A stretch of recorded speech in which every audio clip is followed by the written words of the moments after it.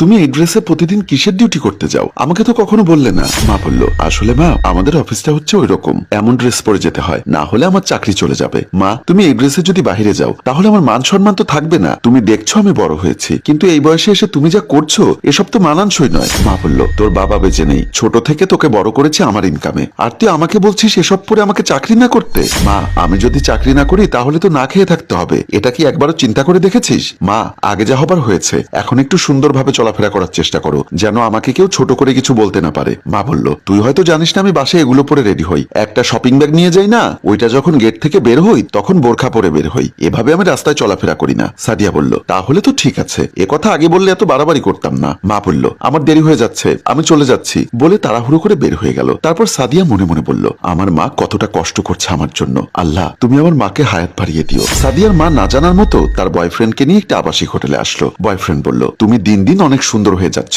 রহস্য কি? সুন্দর হবার জিনিস শরীরে মাখছো নাকি খেয়ে ফেলছো? সাদিয়া গাল টেনে বলল, এই তুমি আমাকে ছুঁয়ে দাও, না হলে তোমার নজর পড়বে। বয়ফ্রেন্ড বলল, আরে পছন্দের মানুষের নজর পড়ে না, কারণ বয়ফ্রেন্ড গার্লফ্রেন্ডের প্রশংসা না করলে কে প্রশংসা করবে? সাদিয়া বলল, শোনো, বেশিক্ষণ এখানে সময় কাটাতে পারবো না, চলে যেতে হবে বাসায়, কারণ মা যদি আমি বাহিরে এসেছি এটা জানে তাহলে আমাকে বাসা থেকে বের করে দিবে। বয়ফ্রেন্ড বলল, ঠিক আছে, তাহলে সময় নষ্ট না করে আমাদের গুরুত্বপূর্ণ কাজে চলে যাই। সাদিয়া বলল, কিসের গুরুত্বপূর্ণ কাজের কথা বলতে এসেছো? কথা বলবো, এর চেয়ে বেশি কিছু করতে চাইলে কিন্তু তোমার সাথে রাগ করব, আর কখনো তোমার ডাকে সাড়া দিব না। বয়ফ্রেন্ড মনে মনে বলল, আজকে যেহেতু প্রথমবার এসেছি এমনিতে কথাবার্তা বলি, নেক্সট টাইম না হলে আসবে না। কি হলো রাজু, তুমি কি ভাবছো?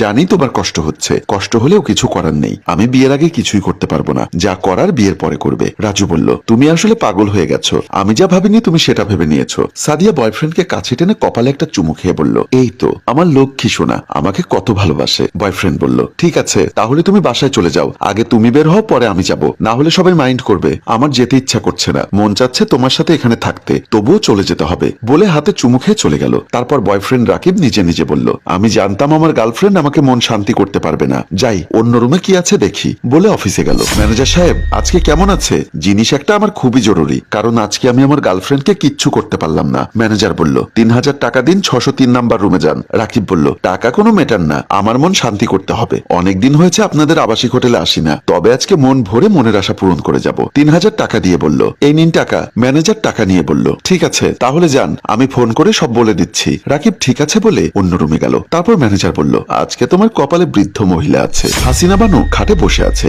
রাকিব ঢুকে হাসিনা বানুকে দেখে খুশি হয়ে গেল। হাসিনা বানু একটু লজ্জা পেয়ে পাশে জায়গা করে দিল। রাকিব হাসিনা বানুকে বলল, বাহ, তোমাকে তো অনেক সুন্দর লাগছে, আমার মন খুশি করার মতো আদর করতে পারবে তো? হাসিনা বানু মুচকি হেসে বলল, এটা কোনো কথা বললেন আপনি? অবশ্যই মন খুশি করব, আপনি টাকা দিয়ে এখানে এসেছেন আর আমি টাকার বিনিময়ে এসব করছি, আমি পার্টিকে খুশি না করে কি করব? রাকিব বলল, ঠিক আছে, আমি তোমাকে 500 টাকা দিচ্ছি, ওইখানে কিন্তু আমি সম্পূর্ণ টাকা পে করে এসেছি, তবুও খুশি হয়ে 500 টাকা দিচ্ছি। হাসিনা বানু বলল, এই 500 টাকার জন্য আমি এক্সট্রা খুশি করে দেই, কিন্তু আপনাকে আজ এমন ভাবে খুশি করব আপনি জীবনেও আমার কথা ভুলতে পারবেন না। রাকিব বলল, ঠিক আছে, তাহলে আর কথা না বাড়িয়ে কাজ শুরু করে দেই, আমি আবার চলে যাব, বাবার ব্যবসা বাণিজ্য আমাকে দেখতে হয় তো তাই। হাসিনা বানু বলল, আপনি তাহলে ব্যবসায়ী? তাহলে তো আমি আপনার সাথে হোটেলের বাইরে গিয়ে এক্সট্রা খুশি করতে পারবো, বলে রাকিবকে জড়িয়ে ধরে বিছানায় ফেলে দিল। বাবা, আমি তোমাকে বলেছিলাম আমার একটা পছন্দের মেয়ে আছে, তাকে আমি বিয়ে করব। বাবা ছেলের মুখে বিয়ের কথা শুনে খুশি হয়ে গেল। তারপর হাত ধরে বলল, বাবা আমিও এই কথাটা শোনার জন্য অপেক্ষা করছিলাম, আজকে তুই মুখ থেকে বলেছিস, আমার অনেক খুশি লাগছে। কার মেয়ে, কি করে,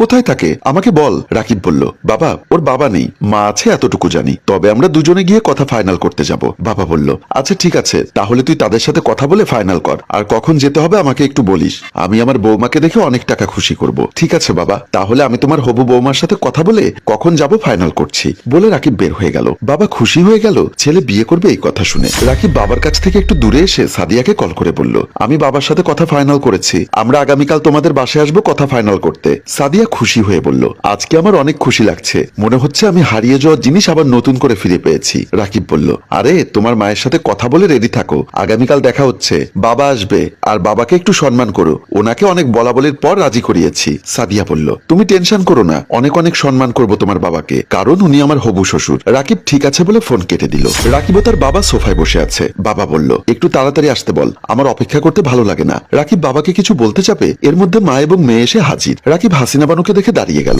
হাসিনা বানু রাকিবকে দেখে অবাক হয়ে গেল। রাকিব সাদিয়াকে বলল, উনি কে? সাদিয়া বলল, তুমি চেনো নাকি? রাকিব বলল, তাই জিজ্ঞাসা করেছি, বলো। হাসিনা বানু বলল, আমি ওর মা। সাথে সাথে রাকিব বলল, আমি এই বিয়ে করতে পারবো না, আমি একজন পতিতার মেয়ে কিভাবে বিয়ে করব? তবে সাদিয়া, তুমি আমাকে আগে বলনি কেন তোমার মা খারাপ ব্যবসার সাথে জড়িত আছে? হাসিনা বানু বলল, আমিও হোটেলে যাওয়া ছেলেকে আমার মেয়ে দিব না, কারণ আমি হোটেলে যাই। অভাবে এই হোটেলে গিয়ে খারাপ ব্যবসা করে আমি আমার মেয়েকে বড় করেছি, কারণ আমাদেরকে রোজগার করে দেওয়ার মতো কেউ ছিল না। যখন ওর বাবা মারা যায় তখন 20 লক্ষ টাকা পাওনাদার মানুষ আমার বাসায় এসে দিন রাত বিরক্ত করত। আমি তাদের বিরক্ত হয়ে আমি এই খারাপ ব্যবসায় নেমে গেলাম। আর মাত্র 2 লাখ টাকা মানুষ আমাদের কাছে পাবে, কিন্তু নিজের ইচ্ছাতে আমি কখনোই ওখানে যাইনি। মা, আমি তোমাকে জিজ্ঞাসা করতাম তুমি ওই খারাপ ড্রেসে কোথায় যেতে, কিন্তু তুমি বলতে অফিস করতে, কিন্তু এত কষ্ট করতে আমাকে তো কখনো বলনি। আর রাকিব, তুমিও তো একজন খারাপ ছেলে, তোমাকে আমি ভালো মনে করেছিলাম, শেষ পর্যন্ত তুমি আমাকে ঠকিয়েছো। রাকিবের বাবা বলল, আমি সবকিছু বুঝতে পেরেছি রাকিব, দোষ তোরও আছে। এই 4 দেওয়ালের মধ্যে সবকিছু সমাধান করে ফেল, কারণ উনি নিজের ইচ্ছাতে খুশি হয়ে এই কাজে যায়নি, বাধ্য হয়েছিল। রাকিব বলল, এখন আমি কি করব? বাবা বলল, এই মুহূর্তে তুই ওকে বিয়ে করবি। আপা, আপনি কি রাজি আছেন আপনার মেয়েকে আমার ছেলেকে দিতে? যেহেতু সবারই দোষ আছে। হাসিনা বানু বলল, ঠিক আছে, আমি আপনার কথা রাখলাম। সাদিয়া বলল, কিন্তু মা, আমি তো সারা জীবন ছোট হয়ে থাকবো। রাকিবের বাবা বলল, এখানেই সবকিছু শেষ, কোনো ছোট কোনো বড় আর চলবে না। আর আপা, আপনার কাছে যে 2 লক্ষ টাকা পাবে ওই টাকাটা আমি দিয়ে দিব। আজকের পর থেকে বাসা থেকে বের হবেন না, আর যে যার মতো করে সুন্দর করে চলাফেরা করবেন। হাসিনা বানু খুশি হয়ে গেল রাকিবের বাবার সিদ্ধান্ত দেখে। অভাবে স্বভাব নষ্ট। সম্মানিত ভিউয়ার্স, গল্পটা ভালো লাগলে শেয়ার এবং লাইক কমেন্ট করে জানাবেন। গল্পটির রচনা ও পরিচালনায় আবু সৈয়দ রিয়ান, প্রযোজনায় আব্দুল্লাহ রিয়াদ।